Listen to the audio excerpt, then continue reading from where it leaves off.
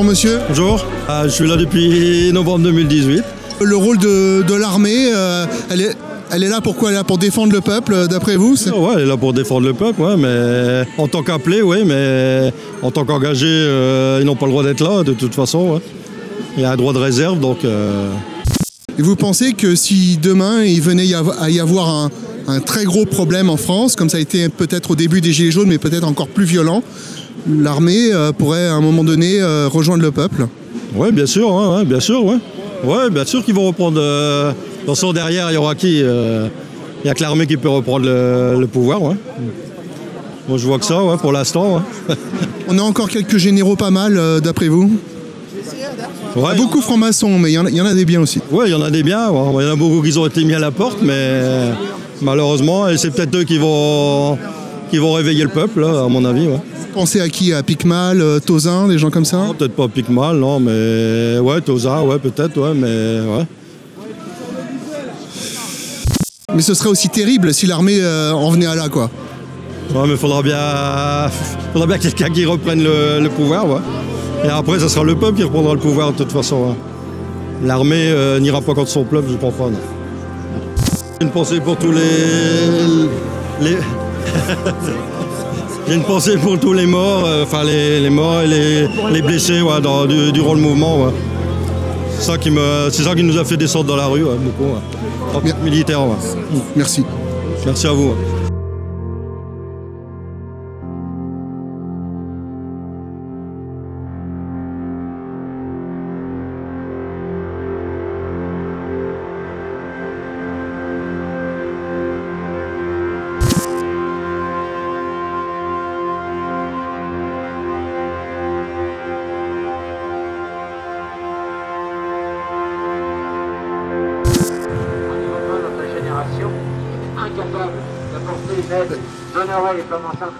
Alors dis-moi, elle est confortable ta place? Ah bah oui, évidemment, je me suis acheté un petit siège pour mettre mes genoux un peu à l'abri de la fatigue. Tu fais bien, tu fais bien. Donc je suis très bien installée, oui, merci. Il faut prier la Sainte Vierge, la prier tous les jours et venir avec nous la prier encore. Merci. Je t'en prie. Docteur, bonjour. Bonjour. Nous sommes peut-être à l'endroit, je ne dis pas sûrement, mais très probablement à l'endroit où on tue le plus en France par avortement. C'est donc en plus quelque chose de symbolique, n'est-ce pas? Et les chiffres sont impressionnants. C'est-à-dire que depuis la loi Veil, on peut estimer, et à mon avis on est même très au-dessous de la vérité, on aurait tué 10 à 15 millions d'enfants. Vous me direz, mais comment ça se fait? Eh bien, tout ce qui est déclaré, d'après les chiffres officiels, il y a plus de 600 avortements par jour en France. Donc c'est une folie suicidaire, on peut dire suicidaire, parce qu'en plus, vous savez comme moi, tout est arrangé, si on peut dire, dogmatisé. C'est-à-dire que la femme est remboursée à 100%. Si elle le garde, mon Dieu, c'est elle qui s'arrange ensuite. Elle sera un peu aidée peut-être, mais tout est vraiment à l'envers. C'est un droit fondamental de la femme. Alors que, mon Dieu, sa plus haute dignité et la maternité, qui est une merveille, c'est par ça qu'elle est grande, qu'elle s'élève, qu'elle aime, elle protège. Et mon Dieu, tout ça est retourné au nom de la liberté. On a été récemment, il n'y a pas très longtemps, c'était la dernière fois une journée de patrimoine en France, et nous sommes rentrés avec un ami, il est ici, c'est Neil Murphy. On est rentré au Grand Orient pour la deuxième fois, et là on a parlé de l'avortement. Et alors, je donnais ces chiffres effrayants, mais l'autre, le guide maçonnique en face, eh bien, lui, au contraire, il a dit, mais pas du tout.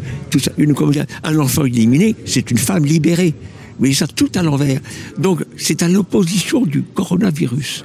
C'est-à-dire qu'on fait tout pour éviter le coronavirus. Mon Dieu, peut-être un peu trop même. Mais là, tout est fait, au contraire, pour tuer nos petits bonshommes. Et tout ça, ce sont des lois maçonniques, comme vous savez. Ça, c'est très impressionnant.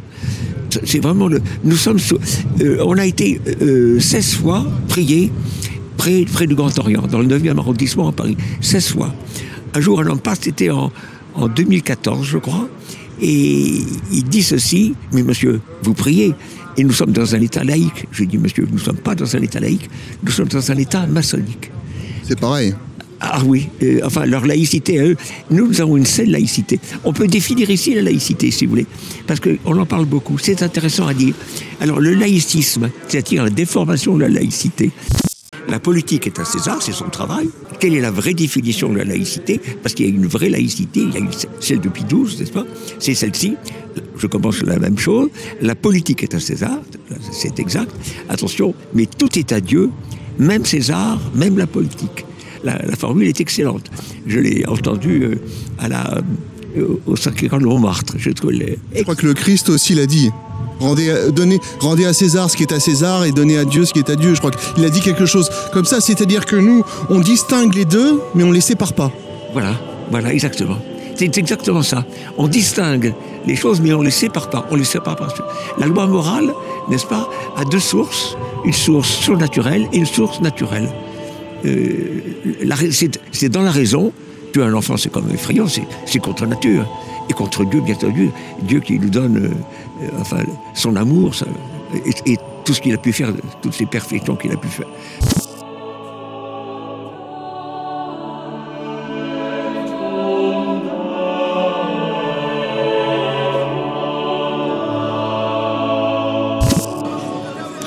Que font les Bretons ici? Les Bretons ici, on se défend. Hein. Non, c'est pas la Bretagne, hein, bien sûr. Mais c'est quand même la région la plus pauvre de France. Donc c'est normal. La Corse? La Corse, bien sûr, ouais. Un mot que vous souhaiteriez dire aux gens qui nous regardent? Un mot qui viennent nous rejoindre parce que ce qui nous attend, ça fait peur. Et moi, je suis là, je me bats pour mes enfants et mes petits-enfants. D'après vous, les Français vont encore en chier, pour parler clairement? On n'est pas à la fin de nos... Non, c'est que le début, Hein. Et là, moi, j'étais là, lundi. Quand on voit que c'est une personne, justement, qui est très très bien, qui est emprisonnée, alors que ça devrait être l'inverse. Quand on voit Balkany qui est libéré, alors que lui, il est en prison, il a quoi fait? Il a rien fait de mal, hein. Il n'a pas mis de vie en danger, hein, loin de là. Hein. Donc voilà, c'est terrible, tout ce qui se passe dans le monde. Donc moi, je serai tout le temps dans la rue, toujours en combat, toujours... Oui, c'est dans la rue que ça se passe, donc il faut dire aux gens de rejoindre, c'est dans la rue et pas à travers les écrans. C'est important, oui, c'est important. Il y a d'autres actions, on fait d'autres choses, il y a beaucoup de choses à faire, mais être toujours dans la rue, il faut toujours... C'est important, tous les samedis là. En plus, on est quand même inédit, c'est quand même un mouvement très inédit. En plus, parce que je vois beaucoup de gens, oui, mais les gilets jaunes, c'est pas parfait, il y a ceci, il y a cela, mais ce sera jamais parfait. Et d'après toi, ils cherchent des excuses pour rien faire, ces gens, c'est ceux qui se prétendent révolutionnaires et qui viennent jamais avec nous dans la rue. Parce que voilà, alors il y a des gens qui vont trouver qu'on est trop pacifique, donc eux là ils vont pas venir, ceux qui se prétendent. C'est un peu mon cas, mais bon. Et puis d'autres ils vont dire non, les gilets jaunes, c'est violent. Au début c'était très violent, mais cette violence elle est nécessaire à un moment donné pour foutre dehors les gens qui sont au pouvoir. À mon avis, c'est pas avec des slogans. C'est mon avis personnel, si tu veux. C'est sûr. C'est compliqué, mais moi... Pas faire peur aux gens. Personnellement, je suis pas violente. Voilà, je ferai jamais rien. Non, mais t'es corse, donc déjà de base... Ouais, c'est ça. Bon, on sait pas faire, hein, ça c'est normal. Mais non, c'est sûr, c'est pas moi qui ai répété des vitrines ou faire n'importe quoi, c'est clair. Mais c'est super important. Merci. Et qu'on n'est pas mort, que le mouvement ne s'étouffe pas.